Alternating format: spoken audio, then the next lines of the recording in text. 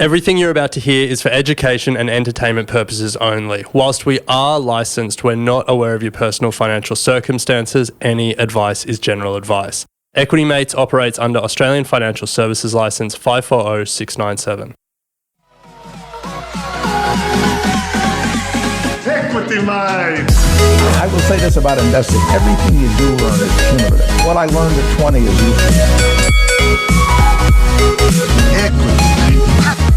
Welcome back to another episode of Equity Mates, a podcast where we explore what's possible in the world of investing.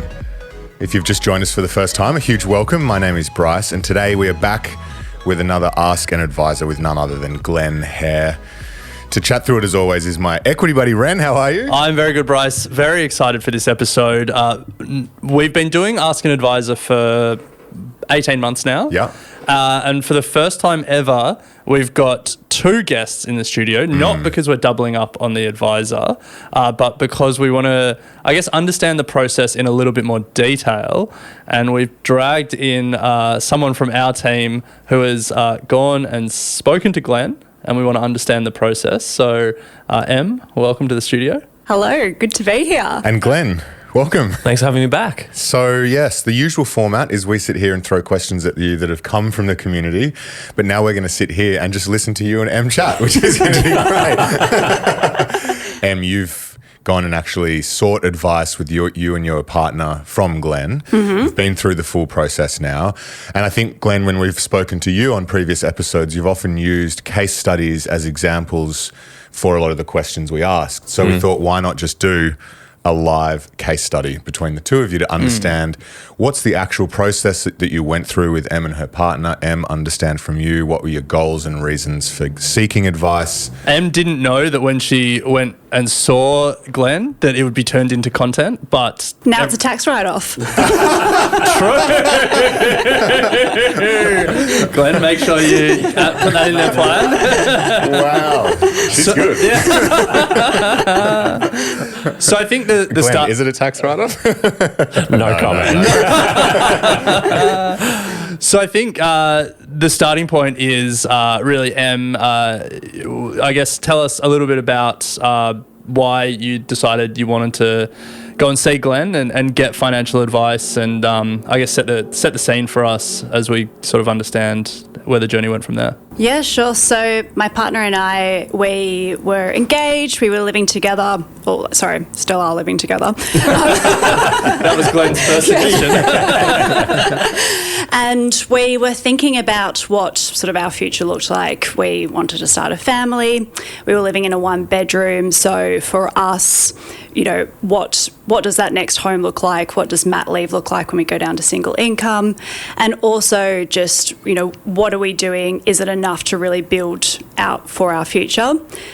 So Jeremy, my partner, particularly really wanted to seek financial advice. He very much sees it as an investment into your future.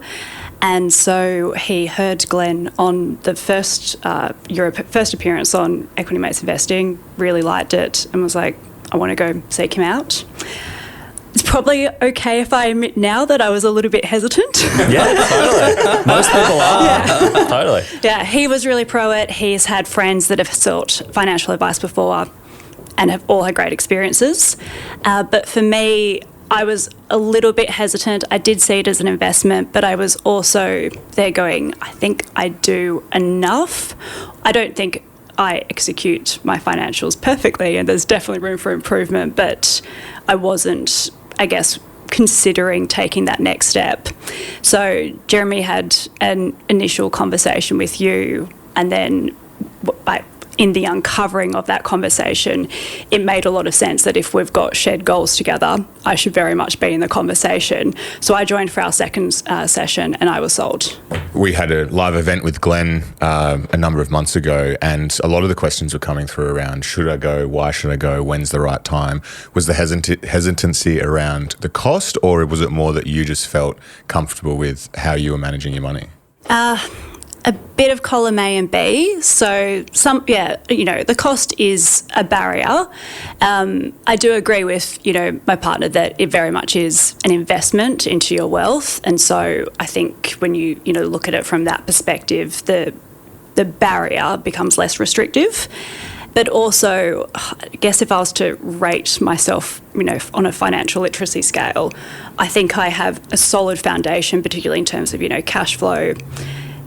And whilst I definitely could be doing more to better my wealth and growing for the future, I also just felt like I was doing enough. Where would you rate Jeremy's?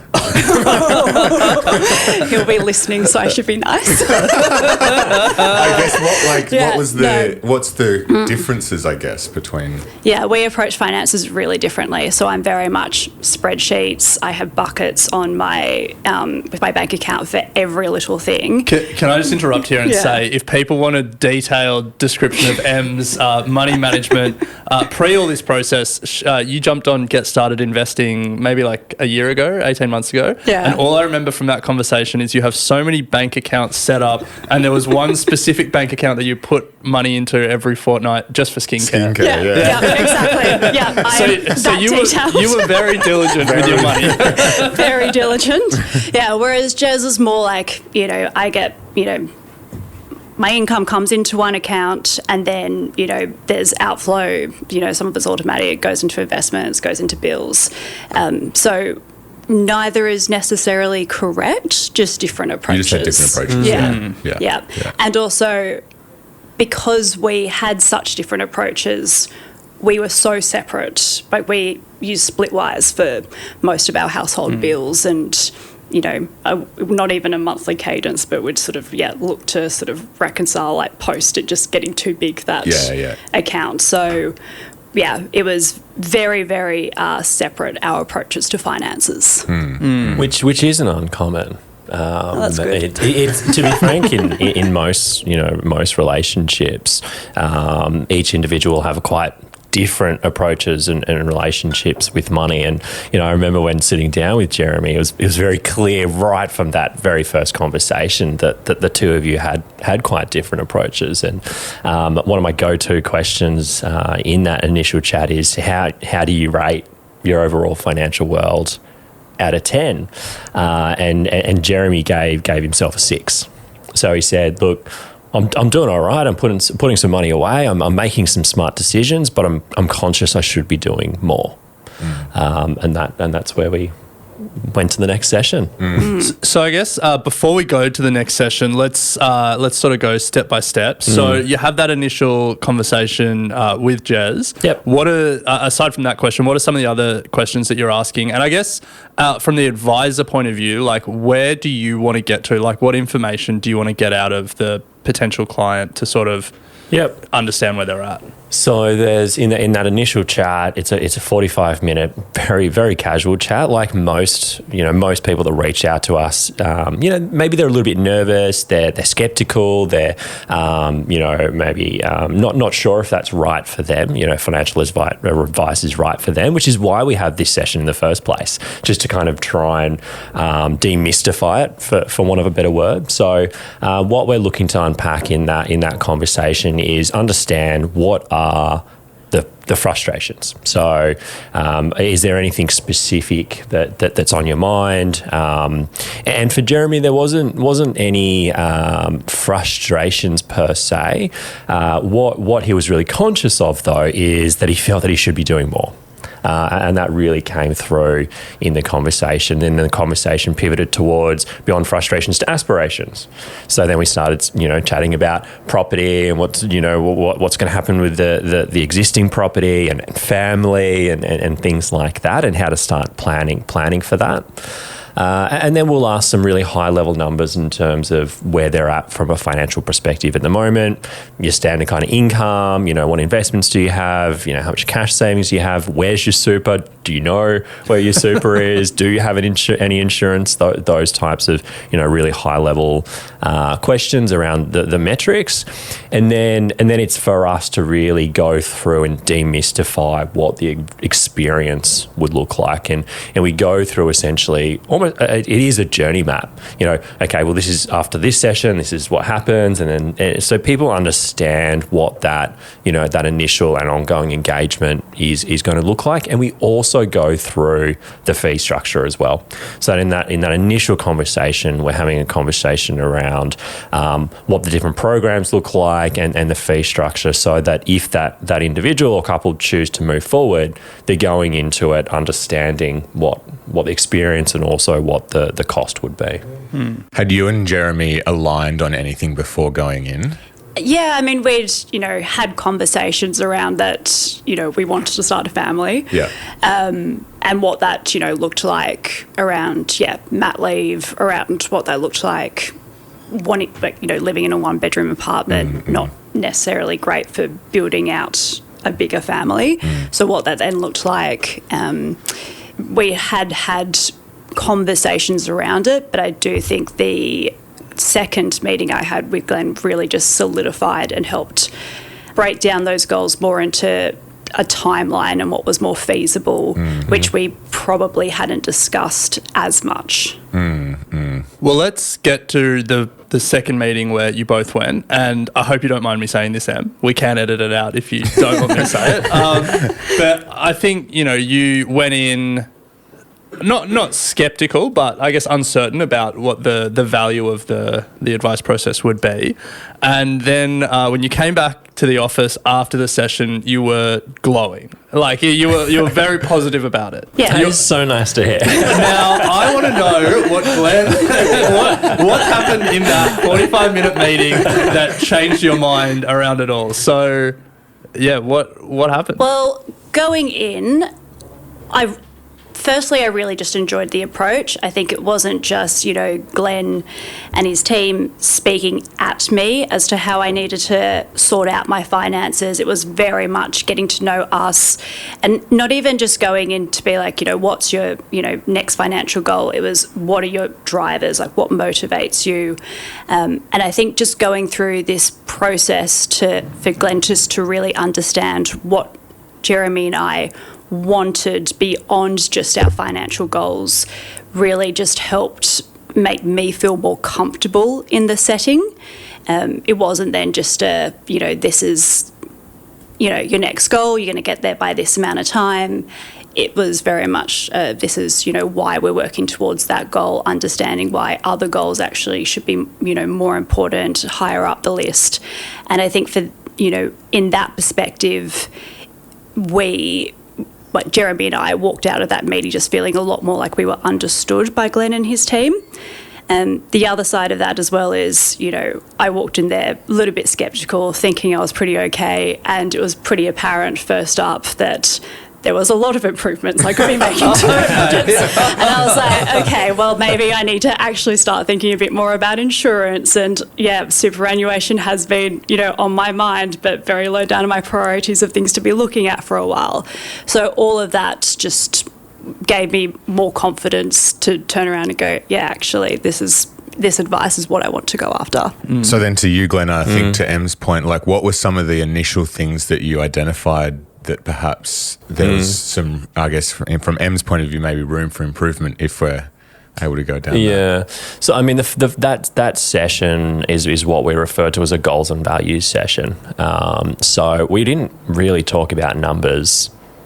We probably spent about 10 minutes on numbers, and I reckon about an hour and 20 minutes on life. Because the reason for that is, if we're going to put a financial strategy in front of somebody, we want to make sure that it's aligned to what's important to them from a life perspective. And when talking through and really unpacking what was important for Em and Jeremy over the short, medium, and long term, what stood out to me was that you guys were really aligned in terms of what it is that you wanted, which was great. That definitely makes my job easier. However, I feel like the approach, the way that the two of you as individuals were approaching it was quite different. So a lot of the conversations that we were having was really around, okay, how do we build this life together, making sure that there's still a degree of independence, but making sure that we're thinking about some of these bigger goals that are joint goals, and how do we work together towards these goals as a team effort. It was a really, really good session, and even beyond that session, the goalposts have changed only in the last couple of months, and that's okay. It's just about reiterating and revisiting those goals on an ongoing basis. So the first session with Jez, and then a second session with both Em and Jez around goals and values. From there, what's the process? I assume there's a numbers session at some point. We do get to the numbers. So it's actually only at the end of that second session, the goals and values session, where I suppose the prospect, for want of a better word, decides whether they do want to be a Fox and Hare member or not. And again, that's a huge... So those first two sessions are free? So the first session is free. The second, we charge a $400 consultation fee, because that is an hour and a half with a financial advisor. If the prospect does choose to move forward, then that consultation fee is just taken off the initial fee. So it's an hour and a half with an advisor, and essentially what we're doing is unpacking and mapping out those goals, getting a really clear understanding in terms of where you're at now and how you're feeling about your current position. And we'll also talk to, at a really high level, some of the areas that we believe that we have to focus on from a financial perspective. So even if I suppose that prospect doesn't choose to move forward, they're going to get value from the engagement and a bit of an idea in terms of what their priorities should be. And what were some of the things that came out of that session that you'd indicated you had to start focusing on? I think the big one for me was the cash flow piece. Like a lot of the goals, property, starting a family, the investing piece. And I hope you don't mind me saying this, but Em and Jeremy, their cash flow was very, very separate. There still is to this day a degree of independence, but we're also really making sure that we are driving towards those goals as a collective. So a really simple example was Jeremy had savings in a high interest savings account, and Em had an offset account on the current property. So, there was a conversation around, if we put that cash into the offset account, given the difference given the difference in interest rates, like from a household perspective, that's a smart financial position. Yeah. So just to pause on that, is that a conversation you had the two of you before meeting with Glen, or it just hadn't even been broached? Hadn't even been broached. So entirely sparked by the conversation with Glen. I think, we met in our 30s, Jez and I, so we just had two completely different financials. Exactly. He came with different assets to the relationship, but it was just completely separate. We just hadn't really done the amalgamating of finances or thought of it as a household budget at this point. It's tough to be like, so how much money you got stashed away in a savings account? I was going to ask that. Were there things that came out in that first session both of you were like, oh, I didn't know you had that? Do you know what I mean? Yeah, no, he's got no Cayman fund, fund. Or vice versa. I still haven't disclosed that. No. I guess even aside from surprising discoveries in terms of secret accounts, but also just surprising attitudes towards money or surprising goals that you hadn't really discussed between the two of you? I think Jez and I are pretty open with each other on this stuff. It probably does help that I work at a financial literacy company, that I'm comfortable having these conversations. But I know that from then, raising a few of these points with some of my mates, I know that some of them haven't had these conversations with their partners, and they might be married or even have a kid. So, and they might have their own way of working, but just not fully to the extent that I think Jez and I can be open with finances with each other. So no surprises that I can recall. Being really transparent, you're thinking about our member base, if we are working with one individual in a committed relationship, it's hard, right? Because we could be making some really smart financial decisions that are going to reduce, potentially household tax and things like that. But we can't advise on people that we're not working with, can't advise people we're not working with. So we're providing advice to kind of half of the household. And it really does make, it's only a very small subset of our member base, but it really does make it quite hard. Yeah. And to be frank, it's, if we did have oversight of the entire household, arguably we'd be able to make smarter financial decisions and provide better financial advice. Yeah. So you mentioned there one was that money in the high interest savings account and moving it to an offset account.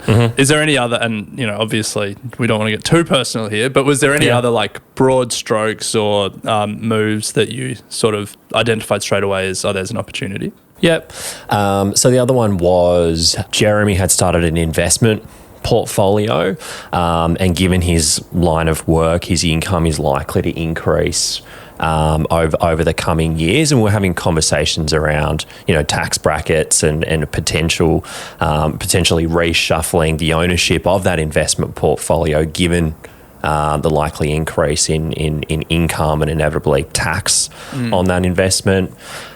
Just on that specifically, is that say you're starting a trust, or is it just saying let's invest in different names? Simply invest in different names. Right, yeah. So a very broad generalization, if two individuals, if the person that tends to be more interested in investing is often, not always, the higher income earner. I don't know why that is, but that's an observation that I've seen. So they start investing and they open up that CommSec account or whatever in their individual name. Whereas if those funds were in their partner's name, which is who is potentially on a lower income, again at that household level, their income's going to be, the dividends that they receive or distributions are going to be taxed less. Their CGT is going to be less.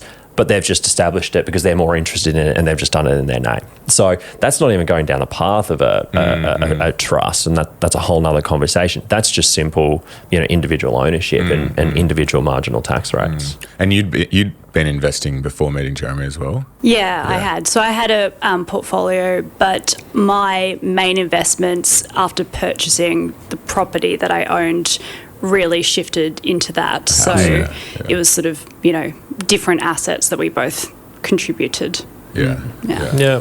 So I want to move to projections and how they align with goals, because I know, speaking to you previously, Glen, that's a big part of your process with new members. You sort of put all their current state financials in and start doing projections. Then you tweak some, habits or some numbers there, and you sort of see how that will change the projections over time. So when you did that with Glen and his team, were there any, surprises, or did you feel like the projections were sort of aligned with the goals that you had, or was it a burning platform for, we need to make some changes? What was that session like with you guys?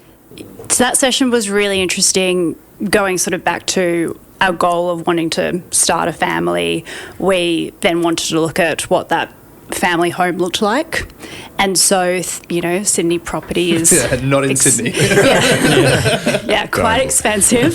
So when you're looking at wanting to get a 2 or a 3 bedroom unit or house, we knew it would take a fair bit of time to get there. We, had a start, and we obviously did have the other property, wanting to understand whether that was something we should sell or turn it into an investment property, and then wanting to understand what that timeline would look like, either using the proceeds from that into the property, or then having that at the side, what the difference of timeline looked like.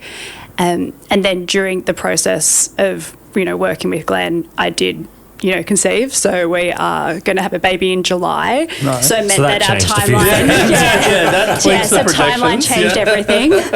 So then looking at where our goals sit, in terms of that timeline now, particularly for the second half of this year, going to single income and looking at cash flow from that perspective. Yeah. And what I've loved about working with Em and Jeremy is having those conversations around the trade-offs. And the trade-offs aren't can I or can I not do this? It's more around just trying to work out how the timings fit in. So, one of the things that we're hopefully going to be able to do is keep the Em's existing property as an investment property, and that's the plan at the moment. But if we do that, then that's going to have an impact on where we can potentially buy that family home, and potentially how much we can then subsequently spend on that family home, and that's going to change. And a lot of the work we do as part of the initial piece is a lot of foundation work. And the way that I suppose we refer to it internally, it's almost like an audit. So we quite literally look at every aspect of our members' financial world to work out, okay, well, where are just the quick wins? Like, let's get some runs on the board. Let's get that those initial pieces of work implemented. Then let's come back to the drawing board and go again. Often I think that there is a bit of a preconceived notion that when people reach out to us, they're going to get a statement of advice, which is the document that you get at the end of the experience that's just going to solve the next 50, 60, 70 years of your life.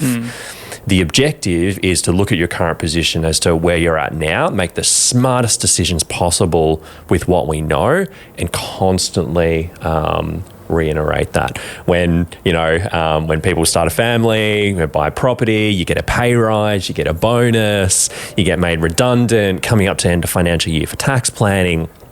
When you do your tax return, like, these are all triggers as to when people reach out to us. And when I say people, existing members reach out to us, go, hey, this has happened or that's happened.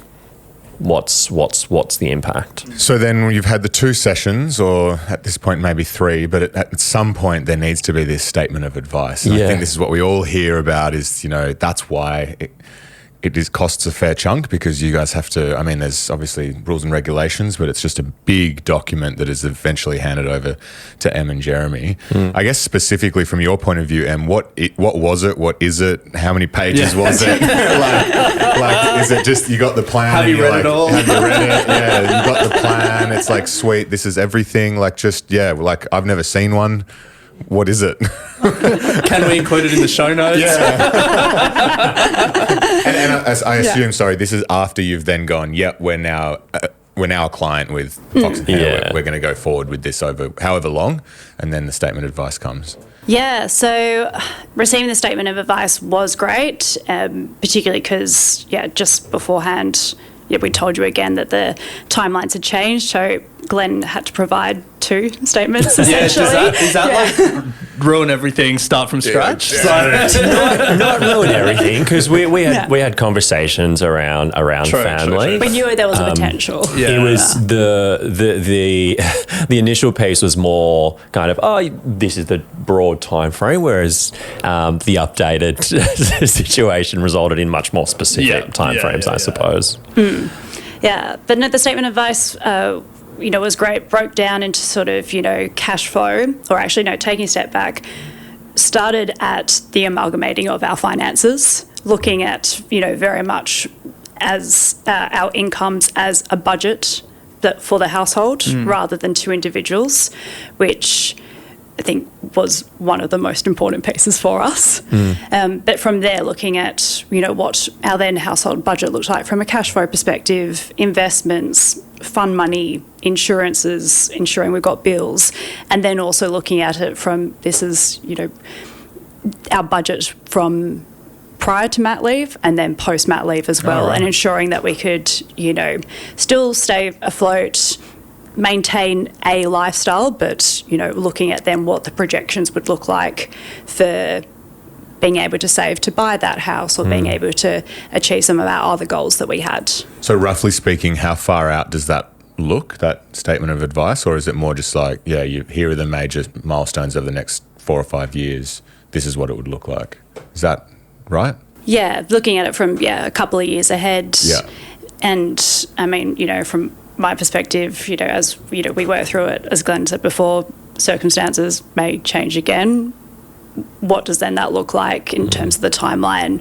Our goals might change. Suddenly we might not want to buy a place in Sydney. What does then that look like elsewhere? And without putting numbers on it, but it specifically says, like, Glen's recommending that you transfer X to this account, X to this account. Like, it's that.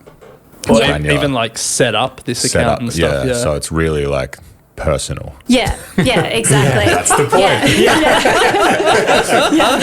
It's like It's like set up 3 buckets, spending, saving. We're actually in that first meeting where we're really clear about that, because there is obviously naturally a lot of general advice, and a lot of people do reach out to us off the back of amazing general advice, and they've established some behaviours and things like that, and then I guess they feel like they've graduated from the general advice, and we're very clear that this is personal advice that we deliver. So yeah, it is very specific. Yeah, nice. So we've got to know, Em, both Bryce and I remembered from our first podcast conversation that you had your specific account for skincare. Yeah. Has Glen let you keep your skincare account? No. Oh, not personal. Wow. That wasn't in the goal conversation. So the number of buckets that I have within my bank accounts will drastically reduce. Okay. But there are spreadsheets which I can supplement. So I'm okay. I'm still comfortable. But no, I could think from my perspective, Glen is the expert in this scenario, and I'm willing to give my skincare fund, forego it for temporary time. And if it doesn't work out in 6 months, I also feel comfortable enough to be like, Glen, no, I need more buckets. Yeah. 100%. Just on that, do you find people, Glen, will receive the statement of advice and then just go, no? Like I don't understand. Not really, because we do spend a lot. So the goal is a value session, and then the next session is the numbers workshop, where we get very granular into the numbers, and often we have to have 2 sessions and 3 sessions. And the reason why we refer to them as workshops is they are genuinely workshops. Like, we see our role as providing our members with different options, different strategies, talking through the pros, talking through the cons, talking through the potential risks, talking through the potential returns. And the objective of those sessions is for us to put all of those options out there that are relevant for them, and then get their feedback. So we're really listening, okay, what's resonating, what's not, getting buy-in to various strategies. So the statement of advice really is the formality. So, and if I think about Em's, and Jeremy's, it was very specific around the cash flow, and obviously the changing in cash flow given parental leave, and there was adjustments to the existing share portfolio, taking into account how they'd performed, and also the tax considerations as to how they were invested. Jeremy's looking to utilise the first home super saver scheme, so he hasn't owned property in Australia before. Yeah. Obviously, you have, but we can still access that scheme for Jeremy. Both super funds changed to different super funds. So M was keen for looking at a fund that was that had certain ethical filters, so we took that into account, and the super fund that we moved M to halved the fees on an annual basis. Insurance was taken into account. A few challenges with Jeremy given his line of work with regards to insurances, and then also with the news of Em being pregnant, there was limitations in terms of the insurance advice that we could provide, but we felt that was really important given family, given debt, things like that. And then there was the estate planning piece as well, which often doesn't get spoken about. Yeah. I don't think we've ever spoken about that in any of our conversations. But important, right? Yeah. Like not the most exciting conversation in the world, but if you've got debt, if you've got loved ones, if you've got dependents, like how your money is handled, if you were to pass is really important. So do you have a will now, Em? Not yet, but It's on the to-do it's list. very much on the to-do list. Yeah. But it is, not like a confronting conversation, but it is, something where it did trigger I actually do need to start planning for all these things, which without having engaged Glen, we wouldn't have planned for. I think that's my biggest takeaway from this. It's kind of like just the process itself probably forces you and your partner to just sit down and be like, what is happening? Where are we going? Like, it's easy to have the couch conversation and be like, yeah, we want kids, it's going to be fun, or like at some point we want to buy the house or whatever. But having an expert and getting in the room and just having these clear sessions of being like, today we're just going to do an hour and a half on goals and you just being very clear on that. Like, I think that in itself, even if it resulted in no statement of advice, could be pretty beneficial. Just to close out the process, you've got the statement of advice, you've done it all, but just what's the ongoing from here? Is that it for you and Jeremy and Em? So we're implementing everything, and it takes time. Like it really does take time working with super funds and insurers and, setting up the different accounts and things like that. And it's challenging, certainly from our perspective, in that to some extent we are beholden to the product providers, which can be notoriously slow. We do most of the heavy lifting because we're really, from an implementation perspective, like pre-populating the paperwork and things like that. And, we're still working through some stuff at Em and Jeremy as it stands today. But we know that if we don't do it, there's less of a chance of it that actually getting implemented, right? Like we can draft an amazing strategy, but unless it's implemented and implemented correctly, it doesn't mean much. Yeah. And then once it is fully rolled out and implemented, is there like a cadence for check-ins? Yep. Or is it case by case? So it depends on the program that the member selects right from that very first conversation. Anywhere from, an annual progress meeting at the beginning of the calendar year to every 12 to 16 weeks, we'll be reaching out. But across all three programs, we do strongly encourage our members to reach out to us whenever they need to. And the reason, although we do reach out, again, depending on the program for those progress meetings, we're really conscious that our members' lives are constantly changing. Like we want to know if you get a bonus and if you do get a pay rise or if your circumstances change. And that stuff we're relying on our members to tell us to then naturally pivot the strategy. And our model is a subscription model. So whenever our members' circumstances do change, we are legally obligated to provide a statement or a record of advice, because it is personal in nature and it is very specific. Like if you get a 10 grand bonus, we're going to tell you exactly what to do with that 10 grand, whether it be save, invest, or put in your super, or whatever the case may be. So it is very specific, and that's all included in the subscription because we don't want any surprises, right? Like we don't want our members to go, we don't want them to feel like they can't reach out because they're worried there's going to be an additional fee or something like that. So we've gone the subscription model, and feedback's been really positive. Awesome. Nice. Well, I think that's a good place to end it. Em, thank you for coming in here. Yes. It was brave of you to share it. No worries. And Glen, thank you for jumping in and sharing your perspective on it all. No worries at all. If people do want to speak to Glen or the team at Fox and Hare, go to equitymates.com/advice. The link is in the show notes. We can connect you. But Bryce, until next time. Thanks, Ren. Thanks, guys. Thank you.